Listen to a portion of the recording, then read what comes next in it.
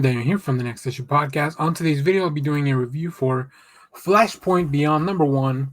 This is one of the new events from DC Comics. Let's take a look at the creative team and then we'll get more into the book.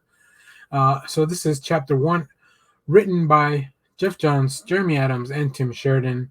Art by Xeramico and Mikel Janin, with colors by Romulo Fajardo Jr. and Jordie Bellaire. Letters by Leigh, and a beautiful cover by Mitch Gerhards. So if you're not familiar with the story, we are revisiting the world of Flashpoint, which happened back in 2011, where Barry went back to try to save his mother, and that changed everything in the DC universe. Kicking off the New 52, it had a lot of repercussions, and we've seen little repercussions, back and forth ever since then. I think it's an interesting story that DC goes back to every once in a while. We had a little Flashpoint special a couple weeks ago, and this one really kicks off the story. So this is Chapter 1, and here you can kind of see, let me show you some of the stuff. They give you a quick recap of everything that happened, but now that the world of Flashpoint is back, we want to know what's going on. This is Chapter 1 of the story, The Clockwork Killer. So in this chapter, Batman's hunt for the Clockwork Killer begins, bringing him to Europe face-to-face with the Mad King Aquaman. On the eve of Aquaman's sinking of London, Batman infiltrates his stronghold and goes on the warpath for answers. Nothing matters to Batman, whose world is already dead, but if he can track down the Clockwork Killer, Thomas can save his son's world and put everything back together again. So yeah, if you missed out on the previous issue 0, we have a video. You can go check it out. I'll link it on the description.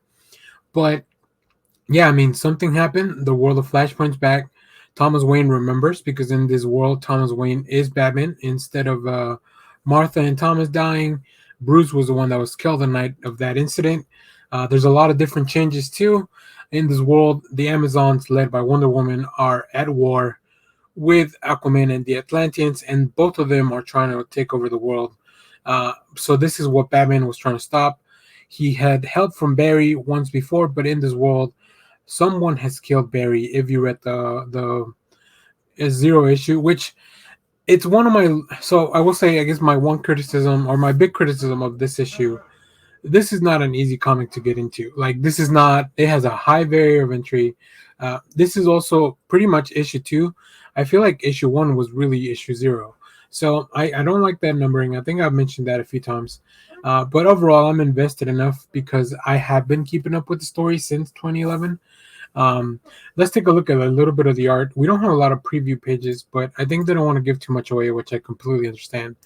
But I think the team does a fantastic job kind of setting up the pacing of the book, the feel, the tone.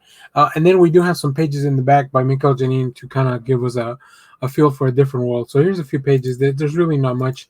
It's all setting. Here we have Thomas Wayne. He's taken care of now of Harvey Dent's kid, who was killed also in the previous issue. So there's a lot of stuff going on that you guys need to catch up on. Would I recommend you starting here?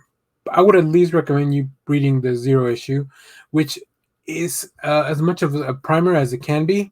But for those that are really deep into the DC mythology, like, this is a book that I think you'll very much enjoy.